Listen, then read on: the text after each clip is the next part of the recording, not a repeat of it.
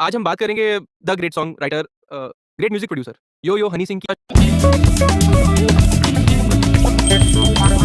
शुरुआत करते हैं मैन चीज से। गाने किसने लिखे? हनी भाई ने ये क्लेम किया है कि ब्राउन रंग इन्होंने लिखा है। चलिए, इन्होंने कहा, हमने मान लिया कि इन्होंने ही लिखा है। ब्राउन रंग को छोड़ो, पहले आप ये देखो ये गाना लिखा किसने था? 4 बोतल वोडका मैंने लिखा था और 4 बोतल वोडका पी के लिखा था ऑस्ट्रेलिया में। देख ली, ये बता रहे हैं कि 4 बोतल वोडका सॉन्ग इन्होंने लिखा और पी कर लिखा, पर इनकी लेबल तो कुछ और ही कहती है। टी सीरीज के अकॉर्डिंग ये सॉन्ग किसी उस्ताद भगदर अली खान साहब ने लिखा है। यहाँ तक कि गूगल भी ये क्लेम करता है।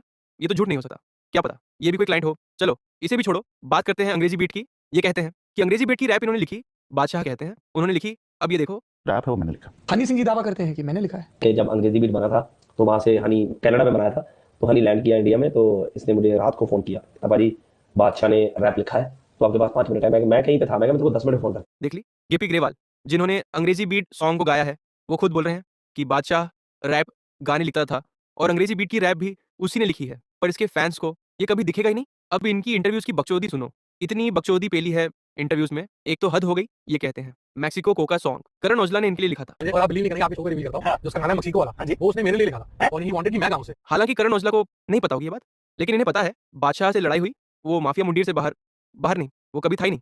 अब इनकी लील गोलू से लड़ाई हुई है, दोनों ने अनफॉलो मार दिया एक दूसरे को।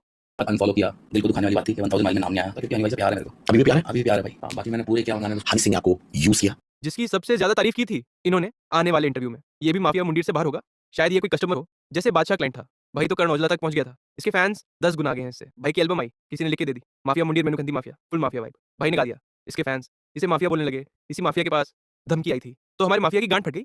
हनी क्या क्या धमकी मिली? बोला क्या फोन पे थे उन्होंने अभी ज्यादा सरनेम बना कर बताने को, क्योंकि इन्वेस्टिगेट एक मेल से माफिया का पूरा परिवार डर गया। आप डरे हुए परिवार के साथ, पूरा परिवार डरा हुआ यार, मौत से इसको डर। ये मैं क्यों बोल रहा हूँ? क्योंकि इसके कुछ छुतिया फैंस इसे सिद्धू से कंपेयर कर रहे हैं। मतलब ना शुभ ना करण, सीधा सिद्धू मूसेवाला से। खैर, वैसे ये बादशाह से भी कंपेयर करने लायक नहीं है, वो भी बताता हूँ क्यों। इसने बादशाह को इंटरव्यूज में, लाइव शो में इतनी बातें बोली, क्योंकि गानों में तो बोल नहीं सकते। वो मेरी ही औलादे हैं, वो मेरी ही है नस्ल, कभी करते थे जज हसन। क्या बात है, गुलजार साहब का अंगूठा चूस के आया आज, वो भी पैर का। छोड़ो, माफिया मुंडीर का हर बंदा ये बोल रहा है कि उसे क्रेडिट नहीं मिला, या उसे पैसे नहीं मिले या कम मिले। बादशाह से भी 10 लाख लेकर एल्बम नहीं निकाली, अब वो क्लाइंट बन गया। माफिया मुंडी कोई ग्रुप नहीं था, क्या था ऐसा कुछ नहीं। और जो लोग माफिया मुंडी का नाम लेते हैं वो माफिया मुंडी में थे भी नहीं। बादशाह साहब एक बहुत बड़े अफसर के बेटे हैं, उनके पिताजी ने मुझे पैसे दिए थे कि मैं उनकी इंग्लिश, बादशाह जी की इंग्लिश एल्बम का म्यूजिक करूं। बाकी सब झूठे हैं, बस एक बंदा सच्चा है। फिर ये कहते हैं रफ्तार ने मुझसे माफी मांगी। वहां से हाथ उठता है पाजी, तो मैंने कहा शायद कोई फैन होगा, मैं बैठ जाता हूँ फिर देखता हूँ कौन। तो वो रफ्तार था, साथ में उसकी वाइफ थी। ही केम टू मी, उसने मेरे गोडे पे हाथ लगाई, कहता पाजी आज के बाद गलती नहीं। मैंने कहा भाई कोई बात नहीं, एंजॉय। जो बंदा आपको आज भी नहीं पूछ रहा, जिसकी पर्सनली लड़ाई है, वो बंदा आपसे माफी मांगेगा। हमारी प्रॉब्लम एक्चुअली पर्सनल है, प्रोफेशनल इतनी नहीं है, तो पर्सनल चीजें ज्यादा चुप जाती हैं थोड़ा। ये भी क्या पता सच हो, बाकी सारी बातों की तरह। अब ये सुनो, आप पे आरोप लगाते हैं कि आप उनके गानों को क्रेडिट ले जाते हो। अगर उसने मेरे गाना कहता है सपोज कि उसने मेरा ब्राउन रंग लिखा, वो मेरे पास तो सिर्फ करीब 2 साल थे, उसके पास तो अभी तक 7-8 साल थे, वो अपने लिए नहीं लिखता है। जब ये बीमार थे तब बादशाह ने ब्राउन रंग से भी हिट गाने दिए, यहाँ तक कि बिलियन प्लस व्यूज के गाने दिए हैं जो उसने खुद लिखे हैं। अब मैं आपसे पूछता हूँ, आपको ठीक हुए 2 से 3 साल हो गए, अगर ब्राउन रंग आपने लिखा था तो आप दोबारा ब्राउन रंग क्यों नहीं लिख पाए? इस बंदे ने हर बंदे का टैलेंट, हर बंदे को यूज करके फेंक दिया। लिल गोलू, बादशाह, रफ्तार और माफिया मुंडीर के लोग।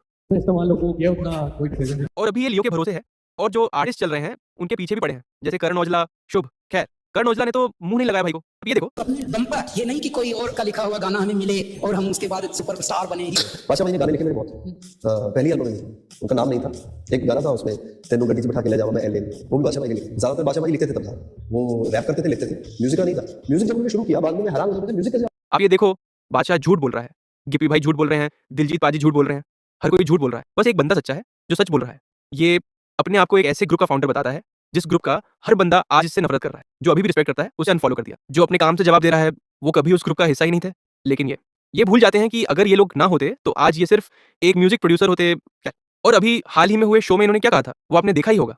उन्होंने ये बोला, उसके बाद एक अपॉलॉजी भी आई, उसमें भी उसने माफी नहीं मांगी।